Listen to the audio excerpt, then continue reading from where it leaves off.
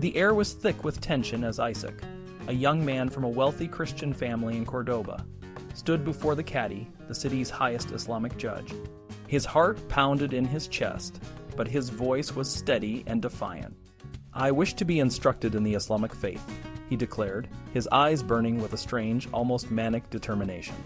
The Cadi, a seasoned man of the law, looked at Isaac with a mix of curiosity and suspicion. He began to explain the teachings of Islam, hoping to guide this young man gently, but Isaac's response was explosive. "I curse and abuse Muhammad," he shouted, his voice echoing through the chamber, "and I call on you to become a Christian." The Cadi, taken aback, struck Isaac across the face, but Isaac only grew more enraged. "How dare you strike a face which resembles the image of God?" he demanded, his words dripping with a zeal that was almost frightening. This was the beginning of a series of bizarre and tragic events that would shake the very foundations of 9th-century Córdoba. Isaac's actions were not just a personal rebellion. They were a symptom of a much larger, more profound transformation sweeping through the Iberian Peninsula. The Iberian Peninsula, once the heart of the Visigothic kingdom, was now a land in turmoil. The year was 800, and the Berber revolt of 740 had left deep scars. Cities lay in ruins, fields lay fallow, and the once proud towns were now shadows of their former selves. The Berber revolt had brought chaos, and the new Islamic rulers, the amirs of Córdoba, were still consolidating their power. The indigenous population, mostly Christian, faced a daunting question: how to adjust to their new masters who spoke a different language, professed a different faith, and followed a different law. In the early years of the 9th century, the conversion of the indigenous population to Islam was still a slow and almost imperceptible process. Only about 8% of the population had embraced the new faith by 800. But by the middle of the century, that number had risen to 12.5%. The real surge, however, began in the 830s. By 900, a quarter of the population was Muslim, and by 950, half the people had converted. By the year 1000, a staggering 75% of the population was Muslim. This transformation was not driven by missionary zeal, but by the subtle forces of social change. For example, when a prominent person in a family or a community converted to Islam, their friends, relatives, and neighbors often followed. In the towns, especially, converting to Islam could open doors to better jobs, such as working as clerks in the growing Islamic government. The more people converted, the more the non-Muslim communities felt marginalized, which in turn led to more conversions. It was a cycle that fed on itself. One of the most striking pieces of evidence for this transformation is the Great Mosque of Córdoba. Built in the late 8th century, it was expanded several times to accommodate the growing number of Muslim worshippers. The first expansion, by Abd al-Rahman II in the 830s, and the subsequent enlargements by al-Hakam II in the 960s and al-Mansur in the 980s, all point to a steadily increasing Muslim population. The mosque, with its intricate arches and beautiful tile work, stands as a silent witness to the changing face of al-Andalus. The story of Isaac and others like him, who sought martyrdom by publicly denouncing Islam, is a complex and tragic one. Isaac's family was wealthy and well-connected, and he had received a good education, including fluency in Arabic. He had even worked in the government, a high position for a non-Muslim, but his religious vocation led him to a monastery, and eventually to his fateful confrontation with the Cadi. Isaac's actions, and those of others who followed, were driven by a deep sense of religious fervor and a fear of the growing influence of Islamic culture. The Christian community in Córdoba was divided. Some, like Isaac, saw the rise of Islam as a threat to their faith, and were willing to die to defend it. Others, like the Bishop Ricafred of Seville, believed that these acts of defiance were counterproductive and only brought more suffering to the Christian community. Not everyone chose to stay and fight. Many Christians, seeing the writing on the wall, decided to leave al-Andalus for the Christian principalities in the north. The monastery of Samos in Galicia is a case in point. Abandoned after the fall of the Visigothic kingdom, it was revived in the 840s by an abbot named Argericus, who had come from al-Andalus. Later in 857, two more monks from Córdoba, Vicentius and Odifredus, took charge of the monastery. Their decision to leave Córdoba, coinciding with the period of the martyr movement, suggests that the political and religious climate had become too volatile for them to stay. The Iberian Peninsula was a land in transition, a place where old certainties were giving way to new realities. The conversion of the indigenous population to Islam, the rise of a new culture, and the movement of people from one region to another were all part of this transformation. The story of Isaac and the martyrs of Córdoba, the expansion of the Great Mosque, and the northward exodus of Christians are just a few of the threads in this complex tapestry. As the 9th century unfolded, the Iberian Peninsula was on the cusp of a new era, one that would shape the future of Spain and beyond. In the 9th century, a time of significant change and growth, people like Vicentius and Autofredus played crucial roles in spreading the stories of Christian martyrs. These stories reached the Asturias, a region in northern Spain, where they helped foster a strong cult of the martyrs. In 883, King Alfonso III of Asturias acquired the relics of Eulogius, a prominent martyr, from the Amir Muhammad I. As a result, the focus of the cult shifted from Córdoba to Oviedo, a city in the Asturias. These early Christians did not just bring tales of martyrdom, they also brought unique artistic traditions known as Mozarabic. The term Mozarab comes from the Arabic word mustarib, meaning Arabized. It describes the Christians who continue to live under Islamic rule in al-Andalus, the Muslim-ruled part of Spain. One example of Mozarabic art is the monastery church of San Miguel de Escalada near Leon, built around 900. This church was established by monks from Córdoba, including an artist named Magius. Magius is famous for painting the illustrations in a copy of the commentary on the Apocalypse by Beatus of Libana, a manuscript now kept in the Pierpont Morgan Library in New York. The illustrations are known for their highly stylized forms and vivid colors. During this period, another significant development was the increasing conversion of people to Islam. This was a slow and gradual process, but it had a lasting impact on the region. Along with religious changes, the economy of al-Andalus began to grow. By the 10th century, the economy was strong and vibrant, but this growth must have started in the 9th century. Historians and archaeologists suggest that the Mediterranean world experienced a long economic recession between 550 and 750, but by the middle of the 8th century, the tide began to turn. The 9th century saw signs of economic growth that continued into the next 3 centuries. The economy of al-Andalus, like most of early medieval Europe, was primarily based on agriculture. After the turbulent 8th century, the 9th century brought relative peace and order, allowing farmers to work the land more effectively. The fertile regions of southern and eastern Spain contributed to rural prosperity, which in turn supported towns and traders. Trade networks expanded, and by the 9th century, al-Andalus was connected to far-flung regions. For example, Amir Abd al-Rahman II is said to have bought a famous necklace that once belonged to a wife of the Abbasid Caliph Harun al-Rashid. This necklace later passed through several hands, including those of El-Cid, a famous Christian warrior, and eventually ended up with Queen Isabel of Castile.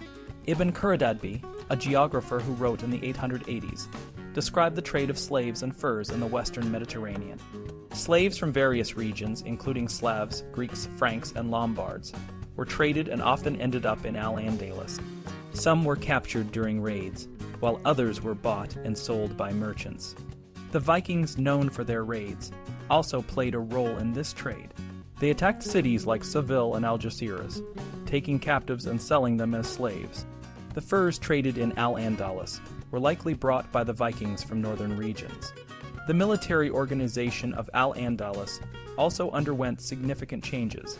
The amirs of Córdoba, like the Abbasid caliphs in the east, began to recruit professional soldiers, often from foreign lands. These soldiers, known as the Silent Ones, were crucial for the amirs' control over the region. By the 10th century, the standing army had grown to about 60,000 men, most of whom had little knowledge of Arabic, indicating their foreign origins. The amirs of Córdoba also adopted many elements of the Abbasid and Byzantine governmental systems.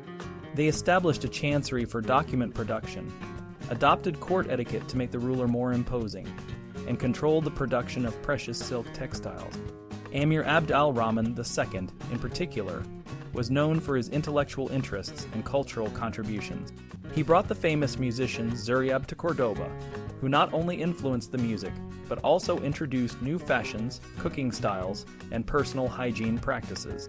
Despite these advancements, the 9th century was not without its challenges. Córdoba, the capital, had a history of unrest. In 805, a conspiracy against the Amir al-Hakam I was brutally suppressed.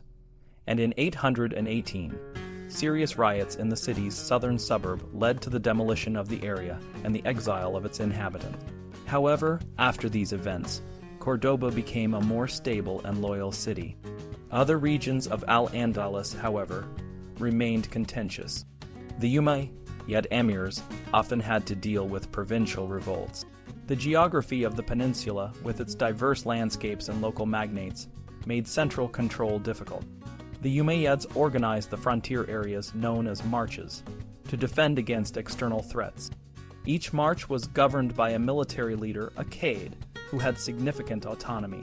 This arrangement sometimes led to the rise of powerful local dynasties, such as the Banu Qasi. The Banu Qasi family, claiming descent from a Visigothic count named Cassius, became influential in the upper march of the Ebro Valley. Musa ibn Fortun, the first known member of the family, briefly controlled Zaragoza in 788. His son, also named Musa, became the Qaid of Tudela in 842. Despite rebelling against the Amir in 843 and 847, Musa was often reinstated due to his strategic importance. He maintained his independence until his death in 862, and his descendants continued to rule until 907. The Banu Qasi family's power was not just military. They also had strong connections with the rulers of Pamplona and the Franks. Musa's son-in-law, King Garcia of Pamplona, was captured by the Vikings in 861, and Musa himself sacked Barcelona in 856. The amirs of Córdoba eventually used intrigue and patronage to bring down the Banu Qasi, but this only led to the rise of another local dynasty, the Tujibids, who would also eventually assert their independence. The 9th century in al-Andalus was a time of significant cultural, economic, and political change. The region saw the growth of a unique Mozarabic culture, the strengthening of the economy, and the development of a more organized and professional military. Despite the challenges, these changes laid the foundation for the vibrant and complex society of the 10th century. In the 9th century, al-Andalus, the land of Islamic Spain, was a place of constant unrest. One of the most notable examples of this turbulence occurred in Mérida, a city in the Lower March, which is the western part of the frontier region. In 868, a man named Abd al-Rahman ibn Marwan, who was from a well-established local family, rebelled against the central authority in Córdoba. His family, known as the Banu Marwan, had been given control of Mérida by the Amir Abd al-Rahman II, who ruled from Córdoba. Interestingly, the Banu Marwan were Muwallids, which means they were converts to Islam, often of Visigothic or local Spanish descent. The rebellion was quickly suppressed, and as a precaution, the fortifications of Mérida were destroyed. Abd al-Rahman ibn Marwan was taken to Córdoba and placed in a sort of honorable captivity, where he served in the Amir's army.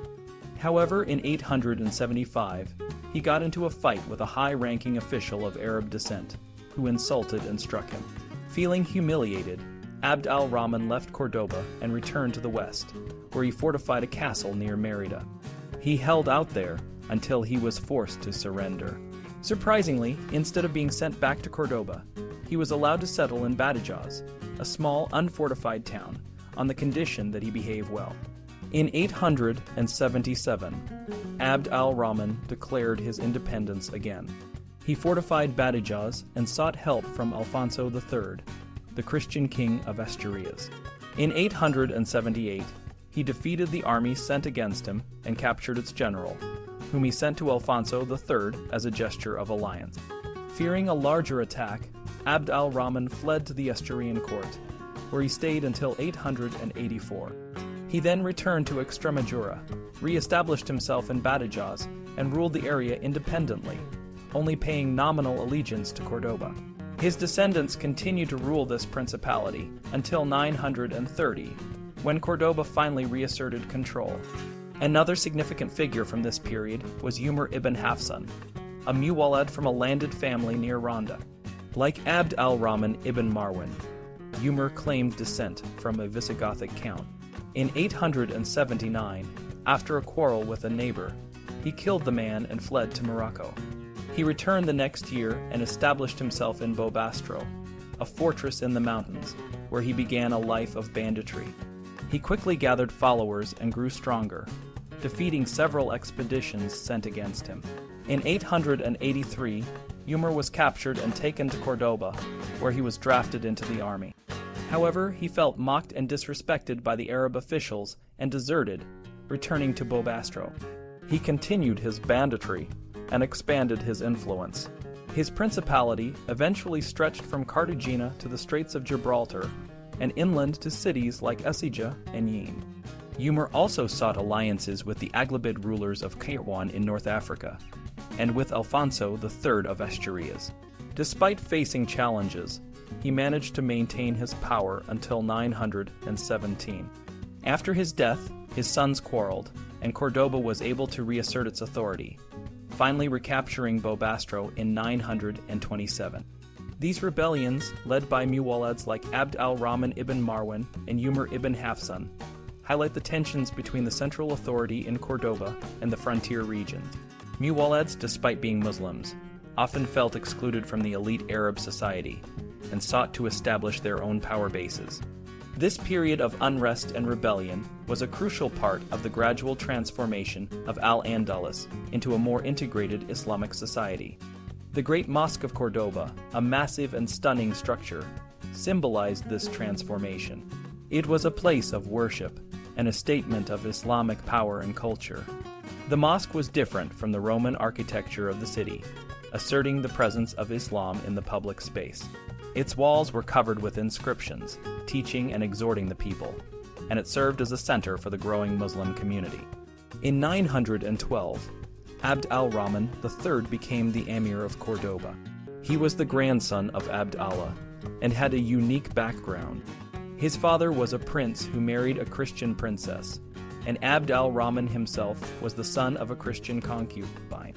Despite his mixed heritage, he was a skilled ruler who projected a strong image of himself. He adopted the title of Caliph or Khalifa in 929, emphasizing his authority and piety. His court was marked by elaborate ceremonies and protocols, and he led military campaigns both within the Iberian Peninsula and against North African principalities. The 10th century under Abd al-Rahman III and his successors, al-Hakam II and al-Mansur, saw al-Andalus reach the peak of its power and influence. The rulers of Córdoba had to fight on two fronts, against the Christian kingdoms in the north and the North African states in the south. While we know more about the campaigns in Spain, these conflicts were crucial in maintaining the power and prestige of the caliphate. The reign of Abd al-Rahman III was marked by military prowess and cultural achievement. His court was a center of learning and art, and his rule set the stage for the golden age of al-Andalus. However, this period of glory was followed by a sharp decline in the early 11th century, as the caliphate faced internal strife and external threats. Despite this, the legacy of Abd al-Rahman III and his successors continued to shape the history of Islamic Spain for centuries to come. In the early years of the 10th century, a significant change swept through North Africa, reshaping its political and religious landscape. This change was deeply rooted in the broader history of Islam, particularly the division between Sunnis and Shiites, which began less than a generation after the Prophet Muhammad's death in the middle of the 7th century. The split between Sunnis and Shiites was a profound one. It centered on the question of who should lead the Islamic community after the Prophet. The Sunnis believed that the Prophet's successors should be chosen by the community, while the Shiites argued that leadership should remain within the Prophet's family, specifically through his daughter Fatima and her husband Ali.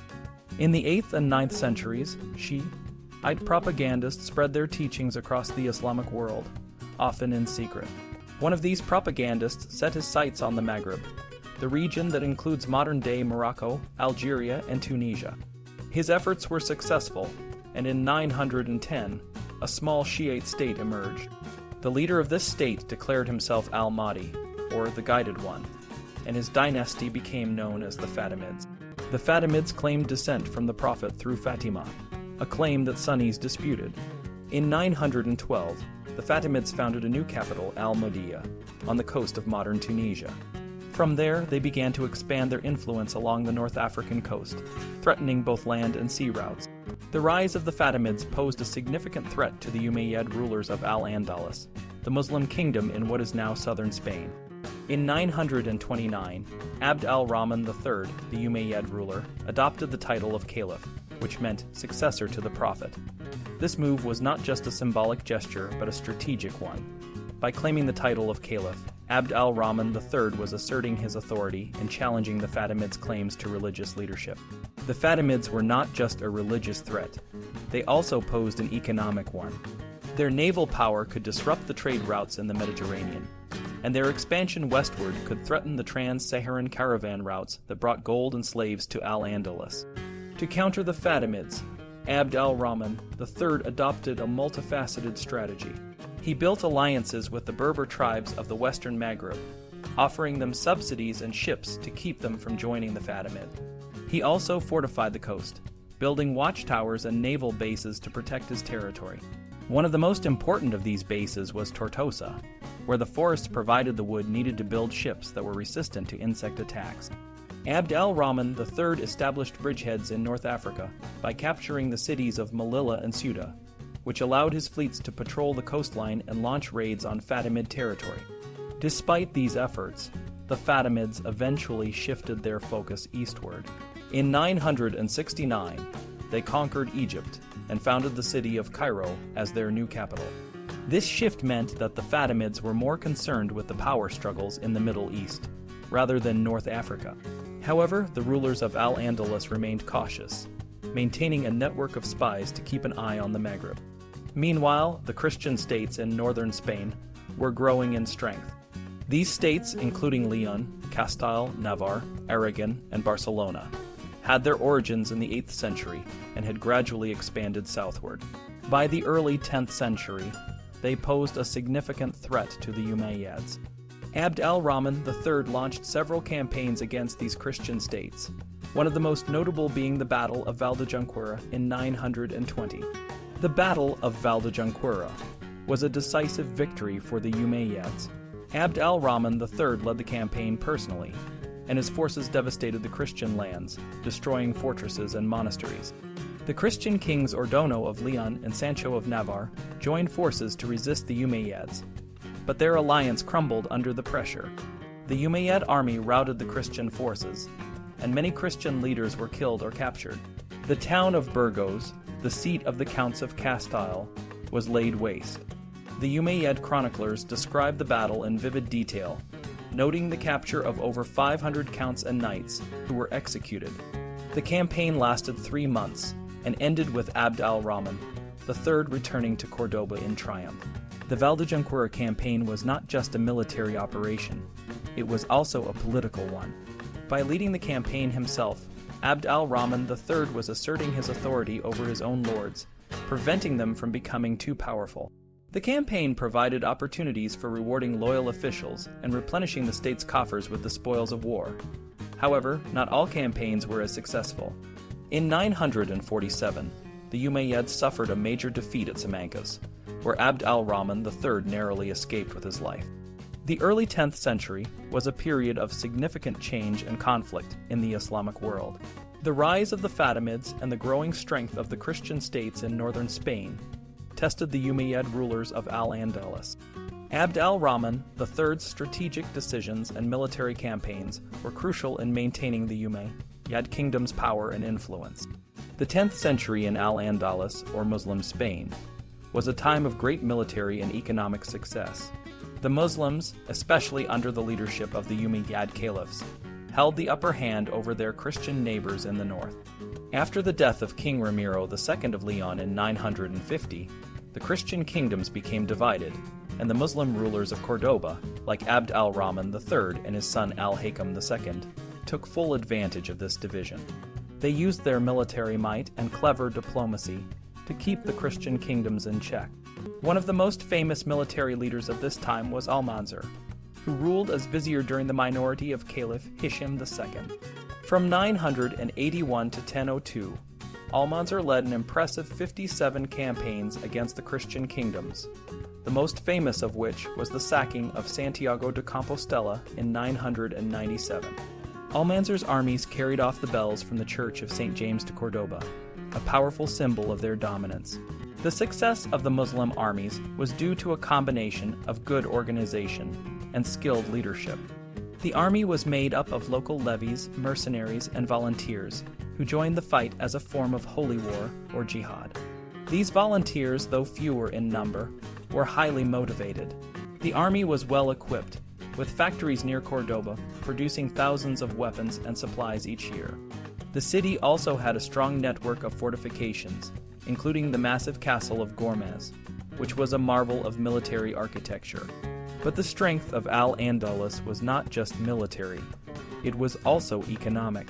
The region experienced a green revolution, with the introduction of new crops like rice, hard wheat, and various fruits and vegetables.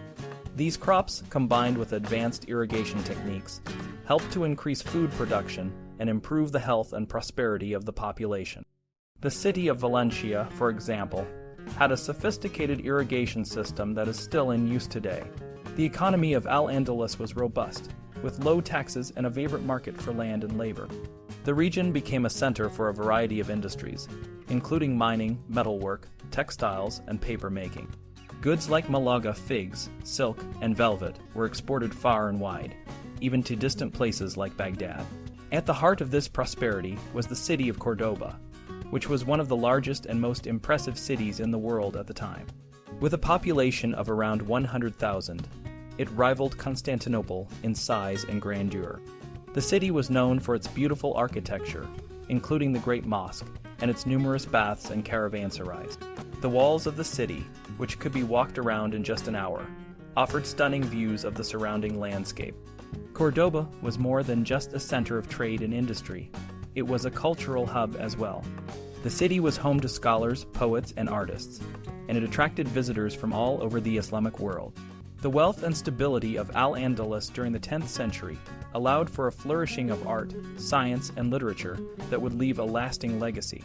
As the century came to a close, Al-Andalus was at the height of its power and prosperity. The combination of military strength, economic success, and cultural achievement made it one of the most remarkable civilizations of its time. The story of Al-Andalus in the 10th century is a testament to what can be achieved when a society is well organized, and its people are motivated by a shared sense of purpose.